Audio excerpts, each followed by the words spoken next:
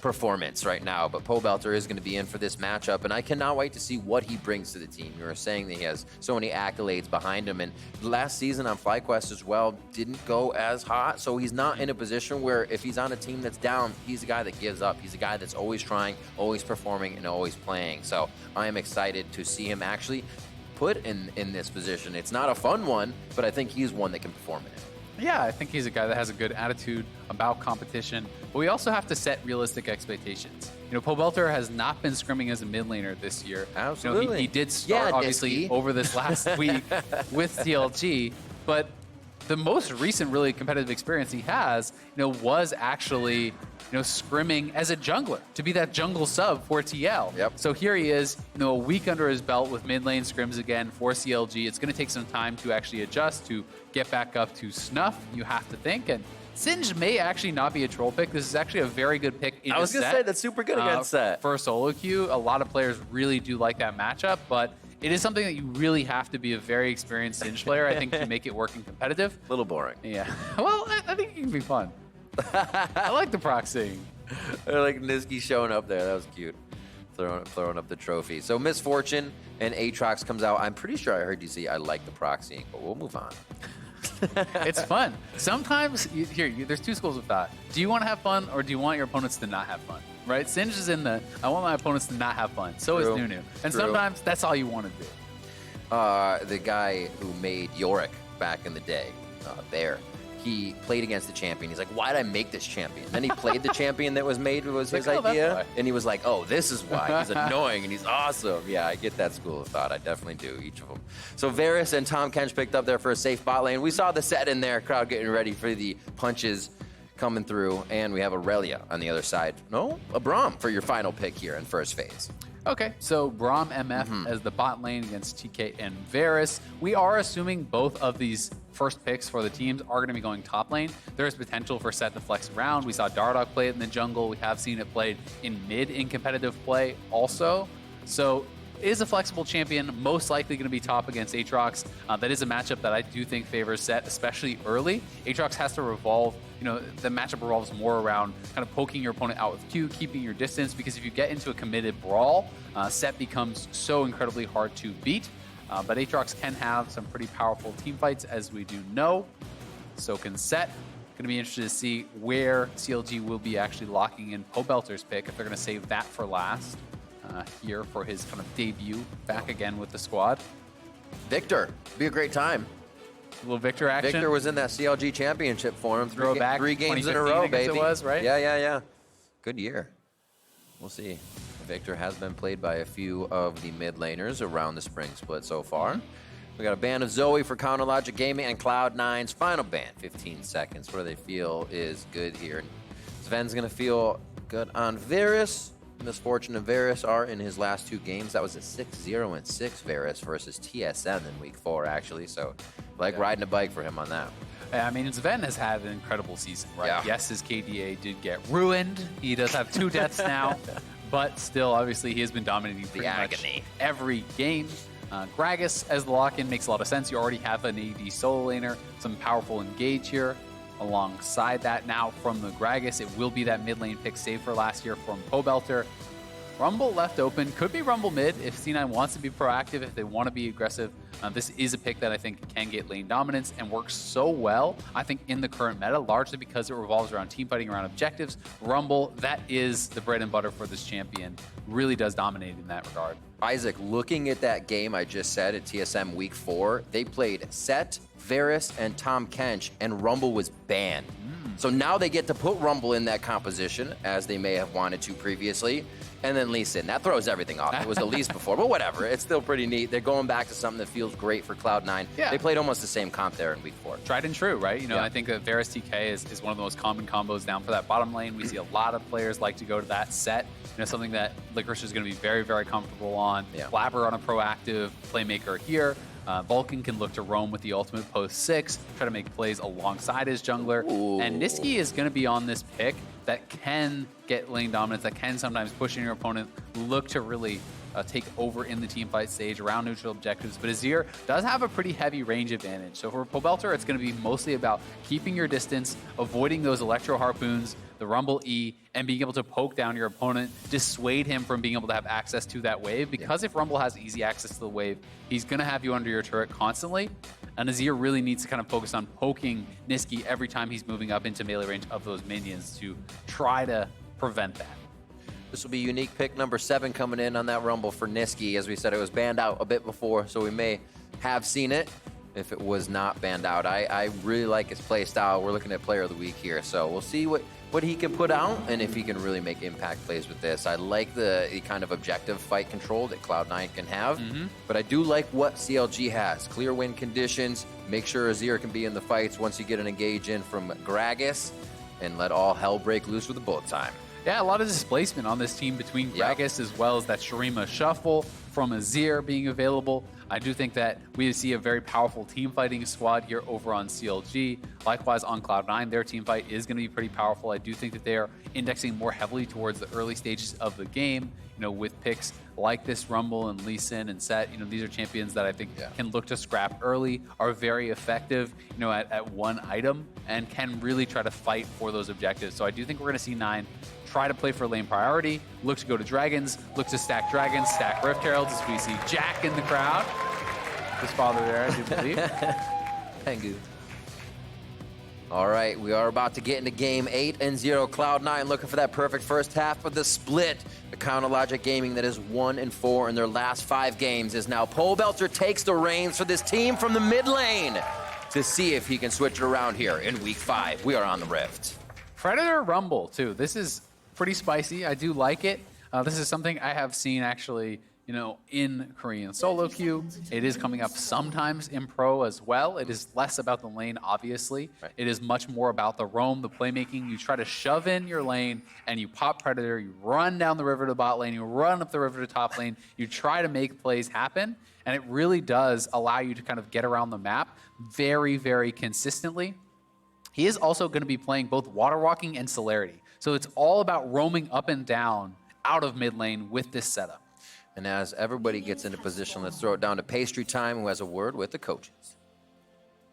I'm here with Weldon. Weldon, Pobelter coming into the squad very last minute. What was it kind of like bringing him into the team? I think Eugene's really plug and play. I think that he's got a lot of the, especially since he was actively coaching when he was not playing, he's got a lot of the current meta and like a macro perspective. So it's been a really easy week as far as that. And was there anything that you specifically worked on with him as far as integrating him into the team? Well, I mean, he hasn't been scrimming for a while, so he doesn't get the low ping scrims. So I think for him, it's just adjusting to that. All right, well, certainly, hopefully it's a good game today. Weldon, thank you very much for joining me. Back to the boys for the cast. Oh, that is a brutal start for Wiggly, as Licorice just straight up runs in level 1. So that was actually the Facebreaker start, the E start on Set. Run in, you can clap them together with the little Raptors there. They spotted out where Wiggly would be starting. And Wiggly got nothing from that beginning camp. He loses his red, he loses his Raptors, and Pobelter's going to get ganked here mid lane. Slow, and he's going to keep himself safe. No flash coming out from that. It doesn't look like there was too much used on the other side as well. Yeah, just a little bit of poke, so probably did just kind of have to E backwards. But this is going to be a 3-buff now, because Blabber crosses mid lane, gets a little bit of pressure. No time wasted in that move. It's not like he was hanging around the side brush. Quick gank mid, straight to your red buff. This is very, very efficient pathing from Blabber, and it's going to be an early advantage for him. We can see Wiggly went back to base very early on. It was actually off of 1 camp. Wiggly had to base, and yeah, he buys the pink wards. He can't afford anything else. He's heading up to those Krugs on the top side, but his red's going to be gone. So, I mean, you can look to actually try to pull off some sort of a gank here, but I think he only got the 1 camp, just the wolf, so he won't even be level 3. So Wiggly might try to go to his opponent's blue now and hope that Blabber is looking for a reset and try to catch up in that way. But yeah, Wiggly level 2, 3 minutes into the game, he's going to be feeling pretty sad. Well, luckily you have an Azir, likes to scale up. Don't have to do too much just now. Maybe you would like a gank in the next few levels. That can still help to take down a Rumble. Not the hardest to gank in the short lane there. He can just scrap shield away, but... It's tough though, right? Even if you can always say, oh yeah, we're scaling, but if you lose too much priority in the jungle, then all of a sudden the invades are going to continue. All the objectives are going to be going your opponent's way. Licorice coming in, clearing out a ward, so Wiggly spotted, and again, still level 2. He has to pass to the other side of the map or wait for his Raptors to respawn. But Cloud9 has the timer. they could actually just meet him at his Raptors here, and I think Blabber's going to run straight up and find him. Oh, don't separate yourself from the Raptors. I thought he was actually going to get a Q in there just above. Go ahead and steals the big one. Oh, There's not 4 going to to be level too 2. much more for Wiggly. Still level 2. He's already 4 dead. minutes in. Leave the poor guy alone. Wiggly having a tough one. But we'll be able to go and get level 3 finally here. Blabber very far ahead in experience, very far ahead in farm, so going to be feeling great about the early levels. But you can see Pobelter doing well. This is what I was kind of talking about in this matchup.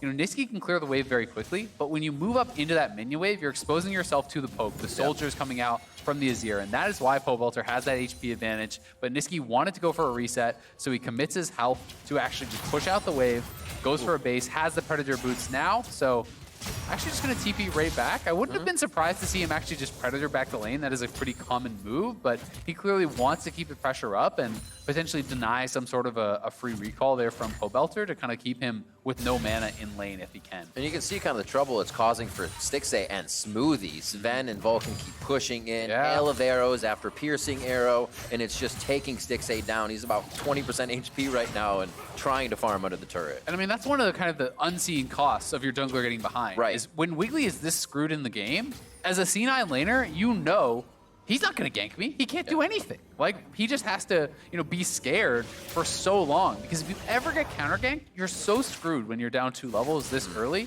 So Cloud9, you can push with kind of reckless abandon. They have created leads from that as a result. You know, on the bot side, on the top side, Licorice will be up a couple minions as he picks up the rest of these. Has expended his teleport, but you know, things looking very good for them early on. 600 gold lead without a kill, and they're grabbing their first dragon here just shortly after it spawned. Sven backing as well on the bot side.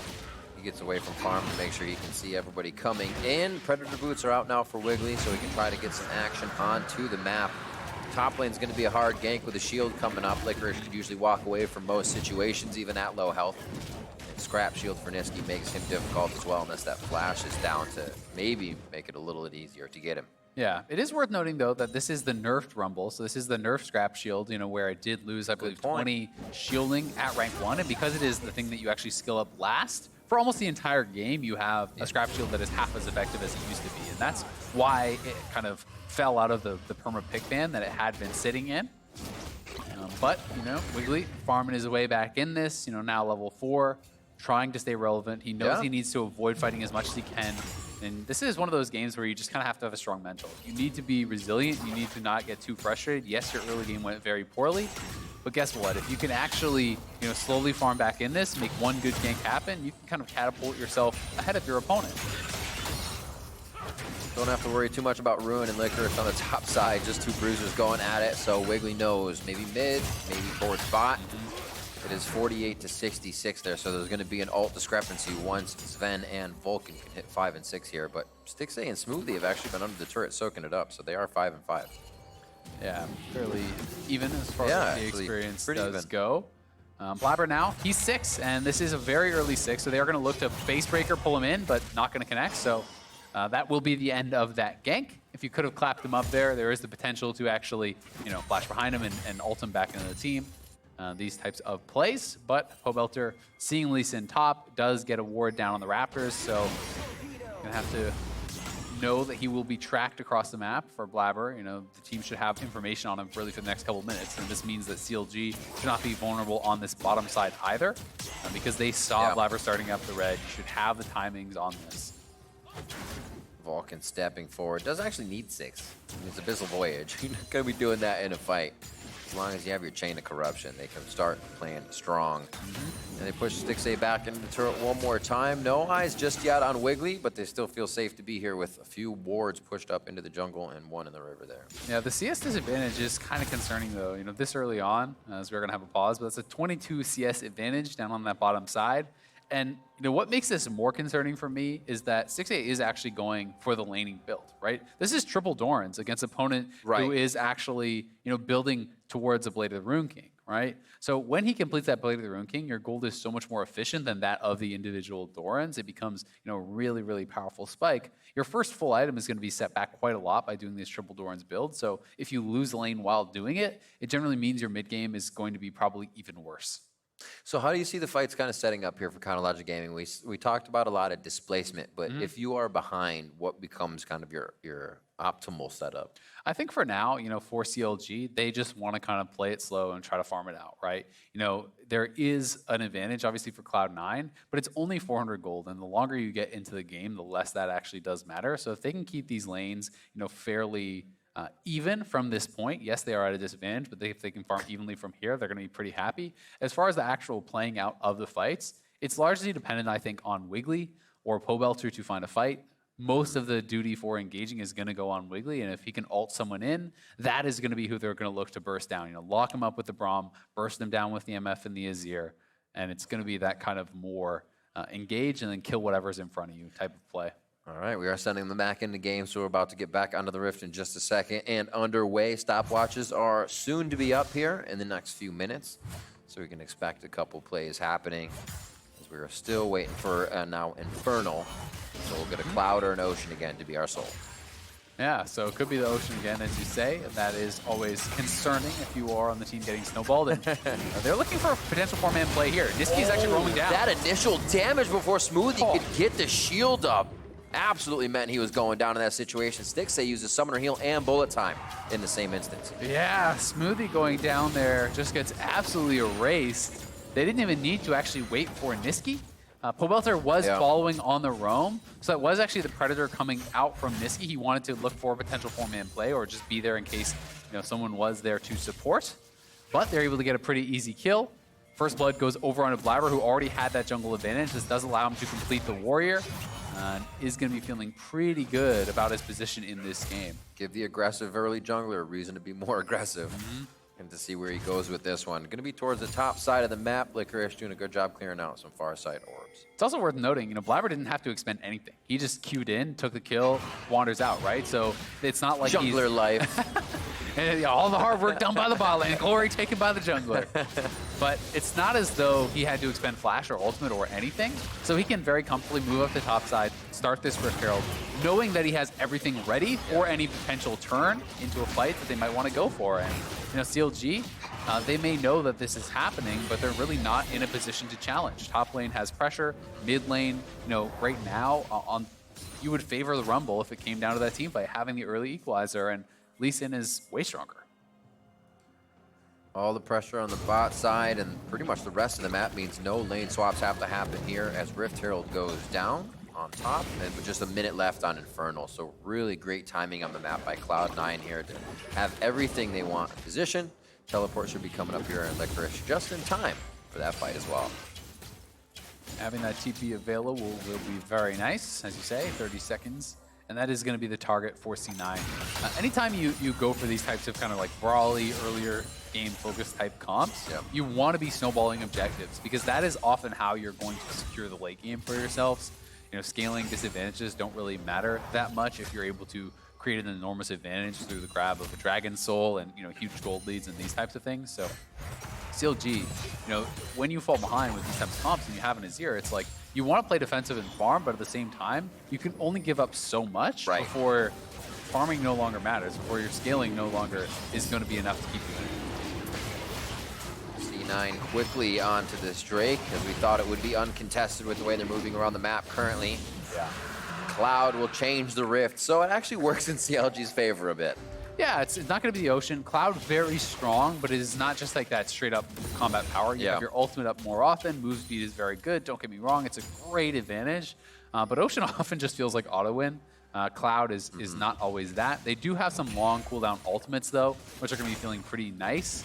Having that Cloud Soul, if they can pick up a couple of dragons for themselves. And they also have the Rift Herald available. So they want to look to make a play here, potentially grab a kill and turn that into maybe a first turret or something. But you can see how this matchup is getting actually pretty tough for Niski, right? He's just getting poked up every time he walks up to actually shove in that wave. Pobelter is there punishing him, and he's just focusing on pushing back the Rumble and then securing control of that wave. Pobelter nearly the highest CS in the game compared to Ben's bot lane. Rift Herald's going to go out and try brush, and they're going to be getting this one hard. It's still got 3 plates, so you're going to see 1 plate up after Rift Herald hits it. They may be able to drop that turret down now as they start to pressure off Stixxay a little bit more with the rest of CLG. Don't have the minions to do it just yet, though. Yeah, could have been a lot worse for CLG. They will still lose first tower, but the Varus ultimate did whiff, so they weren't able to connect on someone with that. Stixxay gets out without even having to blow a summoner, and that is the teleport, that is the ultimate. You know, that is a fairly expensive play to make, and Pobelter was able to push in waves, deny more experience, pick up some plates for himself. So good play from C9. But not all bad from CLG. You know, it's not as though they just had their back broken here and the game is over. They are getting some more moderate advantages elsewhere, and mostly it feels like a lot of the pressure is going to be on Pobelter because he's the one doing the best on the team. Yeah. You know, he is the new member to the team. He's subbing back in, you know, taking over 4 Crown, already doing pretty damn well. He's up well over 10 CS per minute, and you know he is going to have the ability to potentially carry on this champion. Something we've seen from Pobelter in the past as well. He has had phases of kind of like, where's Pobelter? What's he doing? Is he in mid lane? Is he just roaming? I feel like this is a chance for him to kind of step back up into that. I am an aggressive Pobelter. I have one of the biggest unique champion pools you'll see on the Rift, and he can really bring out a lot of diverse plays. Looks like it's almost on point for him here. Just has to have the good fight set up. C9 has been avoiding that and creating their own fights that are working. I love the use of Rift Herald towards the bot side of the map. Sven, get that power into a different lane. Let Vulcan start to roam a little bit more as well and get Sven even bigger.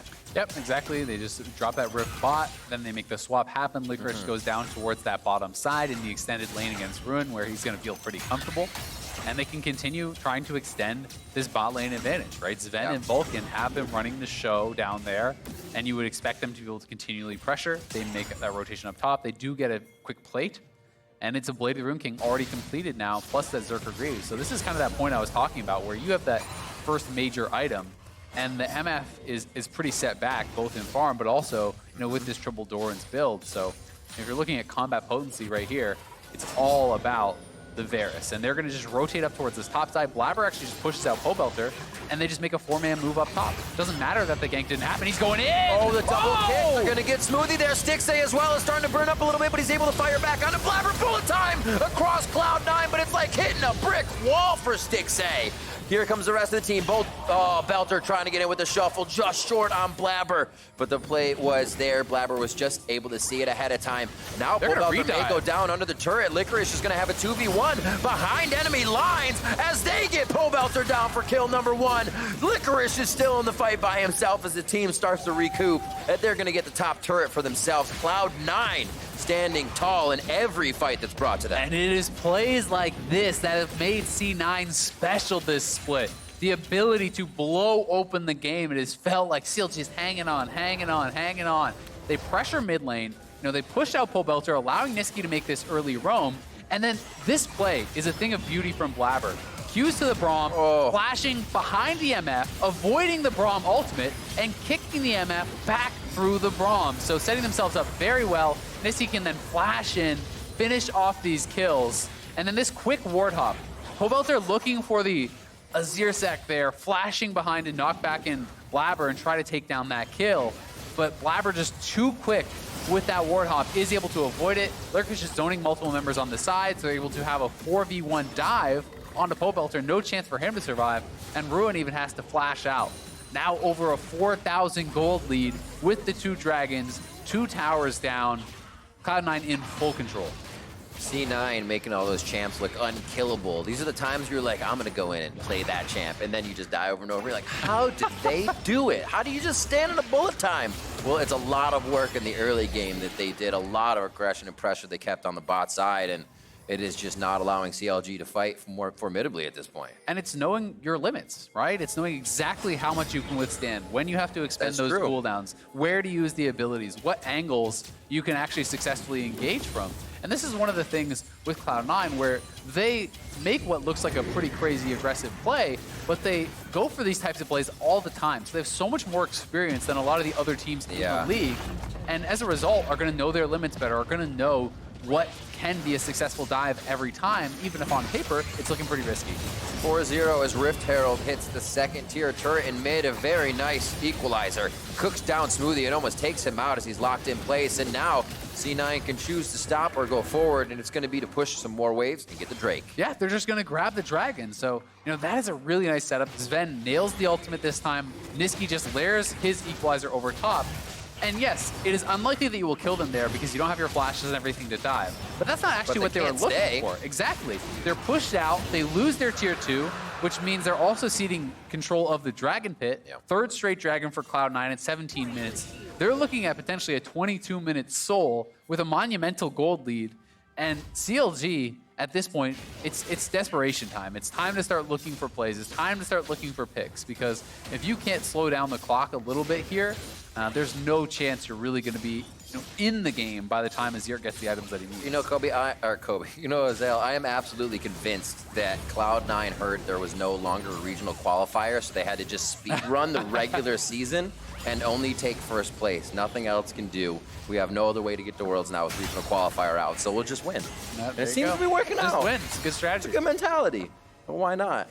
Doing so good throughout each game and kind of diversifying the champions. They do it across well. And here, you said before, the fastest game time average that they're able to put out globally, and it looks like they may even put another tick down on that. Yeah, they're looking to be on pace to do that. You can see Sven is at a ridiculously strong point. This bot lane advantage is honestly pretty out of control.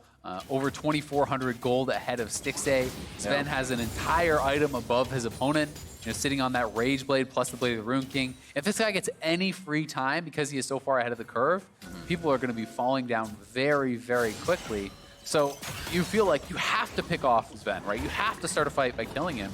But guess what? He has Vulcan standing behind him on Tom Kench, who acts as that defensive item, who acts as that shield for him. So it becomes incredibly difficult to really access that back line and punish Sven. Looking at where the waves are getting pushed up here. Mid lane slowly being carried up. Sven's actually holding position there. And we have Set on the bottom side. Licorice now going to bring this around. Polebelter does not have TP, so he's trying to get top turret down, at least to get a bit more global gold in the pocket of his team here for a few more finished items, as they're going to be forced to fight in front of their base. One of the kind of great spots for Azir to fight when you can get people in a choke point, but in your base means that's some serious times. You got to start playing strong. Yeah, pretty good wave clear still from CLG to thin out a lot of this wave, but C9 is not going to be dissuaded. They don't want to take just a trade, so it's actually the ult committed just to try to wave clear, because Polebelter was trading a tower, but he's not back here, so C9 says, what? Oh my God! Kick in! You gotta be kidding me, Blabber! He's gonna go down to the turret, he gets locked in place a little too close for the aggression. That's a great shuffle backward. Cloud9 may have bit off a little more than they can chew. It did get Polebelter back in time for the fight, and now it's gonna be Cloud9 getting wiped out. They are still very far ahead in this game, but CLG can breathe a sigh of relief for another chance to fight again. CLG get the ace off that, but damn, Blabber. That kick was so nutty. I didn't even know those dots could be connected. That was ridiculous. We gotta watch that again. CLG are back in it, but that kick from Blabber was something else. Mom, get the camera, because Blabber is here. Watch this. Q to Smoothie, ward hop beside Stixxay, kick flash onto him, all in the blink of an eye. But Stixxay able to close the gap, and honestly, Licorice dunking him away from the team, a little bit of a misplay there. Licorice probably should have tried to flash behind, then ult him back in. Right. Licorice actually creating distance for Stixxay away from his team, wasn't able to finish him off himself. So C9 do overstep, Polebelter gets back to base, and they are able to make it happen. CLG fighting back in this game, but they did lose that inhibitor tower, and it is Dragon Soul available for C9 in about a minute. You know what's funny, Azale? I was just about to say that. Before that fight, Cloud9's taking down their near second inhibitor turret as they fought a bit on the first one. It was 4-0. C9's avoiding fights. They're doing it so well. They're able to get... Oh, there goes Blabber. Really? But you can see how they kind of did change the pace of their game. They had been taking things very methodically, orchestrating around the fight so to not get aggressed on, and then they said, let's pull the trigger, we can do it. I mean, that's the thing. When you want to play on the knife's edge, when you want to go for these really aggressive plays, that could have potentially been a game ender if they actually kill them all there, right? If you instantly kill Stixxay and you make that fight happen, you are also going to take the bad end of some of those fights where your opponents outplay you, or opponents, are able to react properly. So those are the risks that you have to be willing to take. to really make it happen, but CLG punished Cloud9 this time around.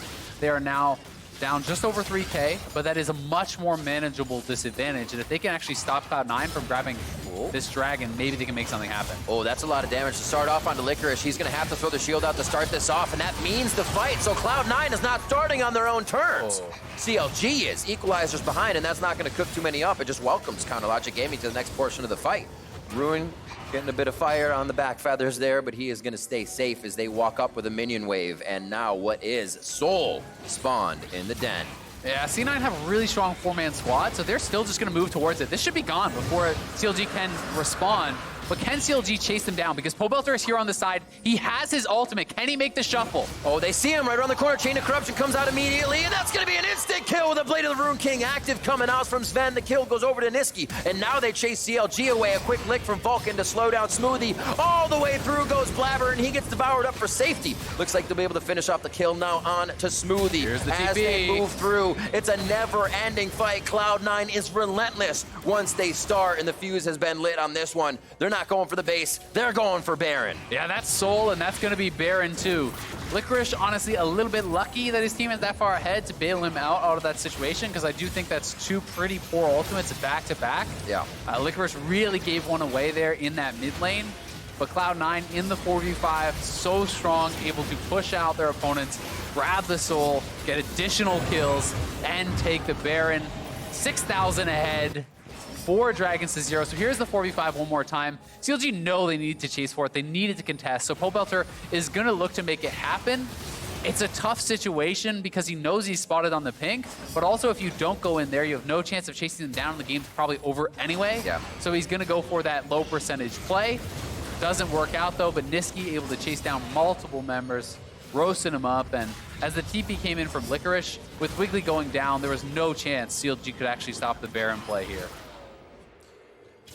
Wiggly still finding a way to get those items under his belt, though, which is huge for him this game. With the start that they had, CounterLogic Gaming definitely holding in. And against Cloud9, they've been able to stave off the first attack towards the bot side, but there are many more to come, and it will test CounterLogic Gaming. We've got to see how well can you withstand the siege. Because Cloud9, the trend this split has been first Baron, they end the game. We'll see, can CLG hang on? It is quite early in the game. They still have very good wave clear. You know, with this Azir as well as the MF. Gragas actually one of the best junglers to help out with that too, you know, throwing the barrels in. But one mistake can mean game ender here, and we know that Cloud9 have the confidence to look for those types of risky plays, as evidenced by really this whole season. Blabber looking to make sure nobody flanks around the team. He's staying far off on the side, also able to help Licorice if they need it. And a few ultimates are just going to deter CounterLogic Gaming from staying under the turret. Nice devour on his Sven as they keep him safe. And Cloud9 just working multiple points of the map right now. They are going to have a minion wave crashing in towards the bottom side. That inhibitor's not up yet. Or down, I should say, but those minions are still pushing in. Yeah, they were trying to use that same combo that they used mid lane earlier to push them back out. Sven drops the ult, then Equalizer over it, but they actually, you know, really only got the Equalizer onto Smoothie, and Niski was pretty late on dropping it, so didn't get much out of it. A little bit of an execution error there, but they have Blabber pushing in mid lane. No one is answering Blabber right now, so turret damage going to be happening. Sven just steps up with Vulcan behind him. Smoothie goes in, Glacial Fisher forward. That shift's not going to hit anybody. Emperor's Divide is just going to fizzle out. Stixay has no room to do anything. He's low on health, and he's going to be found by Blabber on the backside. Now 3 members of CounterLogic Gaming. No, 4 try to find solace under their turret, but they're all going to go down one by one. The Quadra possibly coming up now for Blabber. Connect the Q, but it's a quick lick coming in from Vulcan on the bot side. Beautifully done as they take down the inhibitor. Cloud9 will be onto the Nexus turrets, and the perfect halfway split of 9-0 for themselves in spring is going to happen. They have a lot of games to go until it's 18-0, but they are looking great as they start off halfway in spring 2020. Cloud9 take the Nexus over CounterLogic Gaming. 9-0, 26-minute win. Who can stop this team, Riv? They are looking damn good. Able to snowball that one incredibly fast. they just make it look so easy to close out games. We have seen so many teams with games stalled out against them where they can't end with Baron, they can't end with multiple Barons. Cloud9 is able to find the angles and able to execute on these dives and on these plays that other teams are unable or unwilling to go for. And that is why they're head and shoulders above the rest of the league right now. They are dominating. High five, high five, high five. Cloud9 very happy. And I think it comes from a lot of different building blocks that they have in place that continue to work. They always set something in motion.